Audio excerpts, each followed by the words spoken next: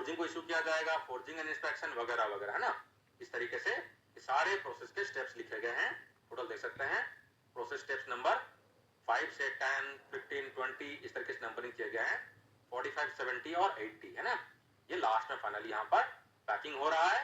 Packing के बाद में स्टोर में जा रहा है, फिर यहाँ पर ऑडिट इंस्पेक्शन हो रहा है, यानी कि हो सकता है यहाँ पर डॉक ऑडिट किया जा रहा हो, और यहाँ पर फाइनली डिस्पैच किया जा रहा है ना। ये प्रोसेस फ्लो डायग्राम है जो कि पिक्टोरियली बनाया गया है और अच्छी तरीके से बनाया गया है। और दोस्तों यहाँ पर देख सकते हैं सारे सिंबल दिए गए हैं कि पीएफडी में जो हमने सिंबल का इस्तेमाल किया किसका मतलब क्या है ना। मैन्युफैक्चरिंग का है, लोकेशन का है, इशू करने के लिए सिंबल है, ये इंस्पेक्शन करने के लिए है, ये मैन्युफैक्चरिंग एंड क्वालिटी इंस्पेक्शन के लिए है, और ये क्वालिटी एंड क्वांटिटी का इंस्पेक्शन करने के लिए है। ट्रायंगल के अंदर में स्क्वायर, और ये स्टोर करने के लिए ट्रायंगल का सिंबल है। तो दोस्तों ये हो गया हमारा प्रोसेस फ्लो डायग्राम। आगे बढ़ते हैं। जो पीएफ सबमिशन किया है यहाँ पर हर एक प्रोसेस का पीएफएम में बनाया है। तो ये पहला वाला जो है ये रॉ मटेरियल के लिए बनाया गया है, रॉ मटेरियल स्टेज के लिए है। फिर उसके बाद में फिर फोर्जिंग स्टेज के लिए बनाया गया है, ये फोर्जिंग का पीएफएम में देख रहे हैं, है ना। उसी तरीके से हर एक प्रोसेस का रोलिंग है, ट्रीटमेंट है, सरफेस ट्रीटमेंट है, यानी कि सारे प्रोसेसेस का एफएमए बनाया गया है और उसको अटैच करना है। दोस्तों अभी मैं पीएफएमए के थ्योरी में नहीं जा रहा हूं क्योंकि ऑलरेडी हमने उसका एक्सक्लूसिव वीडियो बनाया हुआ है और उसका केस स्टडी भी आप लोगों के लिए बनाया गया है।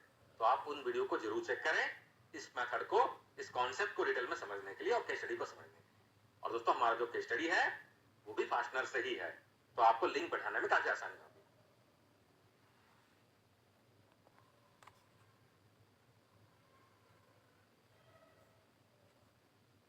नेक्स्ट डॉक्यूमेंट में दोस्तों नेक्स्ट जो डॉक्यूमेंट हम लोग देख रहे हैं वो है सैंपल इंस्पेक्शन रिपोर्ट।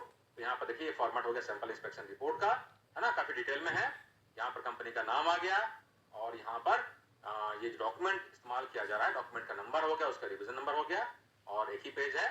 और यहाँ पर इस डॉक्यूमेंट का डिटेल आ गया, इन्फॉर्मेशन प्रोडक्ट के बारे में, पार्ट का नंबर आ गया, पार्ट का डिस्क्रिप्शन आ गया, कस्टमर का नाम आ गया और कस्टमर का पार्ट नंबर आ गया, प्रोडक्ट का ग्रेड आ गया और प्रोडक्ट का फिनिश जो है वो आ गया, रॉ मटेरियल स्पेसिफिकेशन वगैरह वगैरह सारे डिटेल्स यहाँ पर इस सैंपल का आ गया। इनवॉइस नंबर क्या है, इनवॉइस डेट क्या है, इनवॉइस क्वांटिटी क्या है, आप जितना चीज मेंशन करना चाहें सारे मेंशन कर सकते हैं ताकि कस्टमर को समझ में चीजें आ जाए। और देखिए लॉट साइज जो है ये सैंपल है, हम सैंपल सबमिशन कर रहे हैं और सैंपल साइज है 5, यानी कि हम 5 पार्ट का रिपोर्ट दे रहे हैं। देखिए यहाँ पर 5 डायमेंशनल रिजल्ट्स हैं, यहाँ पे ऑब्जर्वेशन इन सैंपल 5 का रिजल्ट दिया गया है ना दोस्तों। और ये जो फॉर्मेट है इंस्पेक्शन रिपोर्ट का, इसमें देखिए सीरियल नंबर है, ये पैरामीटर दिया है, कौन कौन से पैरामीटर हमको चेक करना है, मेजरमेंट टेक्निक कैसे चेक करना है, और यहाँ पर इंस्ट्रूमेंट गेज कोड नंबर, जिस इंस्ट्रूमेंट गेज का इस्तेमाल किया गया इंस्पेक्शन करने के लिए उसका कोड दिया गया है, और स्पेसिफाइड डायमेंशन, जैसे कि पहला डायमेंशन है टोटल लेंथ, तो रिक्वायरमेंट क्या है, ये 140.8 से 139.2 तक चलेगा, है ना। तो सारे पैरामीटर उसके स्पेसिफाइड डायमेंशन यहाँ पर लिखे हैं और जो ऑब्जर्वेशन हुई है वो यहाँ पर आ गया है सारा चीज, यानी कि रिजल्ट्स यहाँ पर आ गए, ये सारे रिक्वायरमेंट्स यहाँ पर आ गए और यहाँ पर लास्ट में रिमार्क्स है, यानी कि मैंने जो चेक किया ये डायमेंशन जो आए हैं इसका कंडीशन क्या है, सारे एक्सेप्टेड है तो एक्सेप्टेड लिखिएगा और जहां पर लगता है कि नॉट एक्सेप्टेड है या आउट ऑफ टॉलरेंस वगैरह है तो आपको मेंशन करना है। और बाद में क्या करना दोस्तों, पार्ट सबमिशन वारंट में आपको मेंशन करना है कि मैंने जो सैंपल सबमिशन किया हुआ है उसमें से कौन से पैरामीटर मेरा एक्सेप्टेबल है और कितने पैरामीटर जो है एक्सेप्टेबल नहीं है, यानी कि मैं डेविएशन मांगता हूं या बाद में मैं उसको इंप्रूव करूंगा। अकॉर्डिंगली कस्टमर को इन चीजों के बारे में पता चलती है और कस्टमर भी अपना अप्रूवल देता है, या तो फुल फ्लेज अप्रूवल करेगा या तो कंडीशनल अप्रूवल करेगा कि ठीक है मैं अभी कंडीशनली एक्सेप्ट कर रहा हूं, आप लॉट सप्लाई करो लेकिन जो पैरामीटर में प्रॉब्लम है उसको करेक्ट करके मॉडिफाई करके इंप्रूव करके आप सबमिशन करो।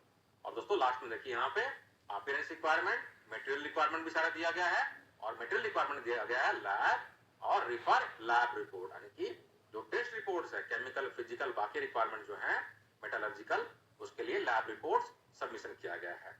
और यहाँ फाइनली कंडीशन डाला गया रिमार्क में ये एक्सेप्टेड है कि नहीं है, तो एक्सेप्टेड है, यानी कि सारे पैरामीटर मेरे एक्सेप्टेड है, कहीं पर भी डेविएशन लेने की जरूरत नहीं है। और यहाँ पर लास्ट में देखिए दोस्तों ये जो है प्रिपेयर्ड बाय किसने बनाया, किसने चेक किया और किसने अप्रूवल किया उसका नाम और सिग्नेचर आपको करना है। अब चूंकि आप हार्ड कॉपी सबमिशन कर रहे हैं तो आपको साइन करके देना है, प्रोडक्ट रिपोर्ट, यानी कि ये लैब का रिक्वायरमेंट और टेस्ट रिपोर्ट दोनों चीजें इसमें है, ठीक है ना। तो हमने पहले देखा था डायमेंशनल रिपोर्ट और ये लैब का रिपोर्ट है। तो यहाँ पर देखिए पार्ट नंबर, पार्ट के बारे में सारी इंफॉर्मेशन दिया गया है, प्रोडक्ट का डिस्क्रिप्शन, कस्टमर, और नीचे में दिया गया है H2D यानी कि हाइड्रोजन डीइम्ब्रिटलमेंट किया गया कि नहीं। यहाँ पे लिखा गया है कि hydrogen deembrittlement done at 180 degree centigrade minimum for 4 hours, 4 घंटे तक किया गया। और बाकी प्रोडक्ट के बारे में इंफॉर्मेशन दिया गया यहाँ पे, है ना। सारे टेक्निकल इंफॉर्मेशन यहाँ पर आ गए, हम डिटेल में नहीं जाएंगे। देखिए सैंपल सबमिशन 5 है, बैच साइज है सैंपल, ठीक है। और उसके बाद में देखिए यहाँ पे केमिकल एनालिसिस का रिजल्ट है, ठीक है। ये वाला portion carbon percentage, manganese, silicon, phosphorus, sulphur, chromium वगैरह वगैरह सारे दिए गए यहाँ पर देखिए। और स्पेसिफिकेशन भी दिया गया है, मिनिमम में कितना चाहिए, मैक्सिमम कितना चाहिए, और ऑब्जर्वेशन कितना आ रहा है ना। सबके मिनिमम मैक्सिमम भी दिए गए हैं और ऑब्जर्वेशन भी दिए गए हैं, कितना रिजल्ट है ना। और यहाँ पर रिमार्क में दिया गया है chemistry verified and accepted as पर supplier TC, material confirms to, जो ग्रेड है उसके हिसाब से कंफर्म कर रहा है। और ये केमिकल एनालिसिस के बाद में मैकेनिकल टेस्टिंग के रिजल्ट भी दिए गए हैं सारे, है ना।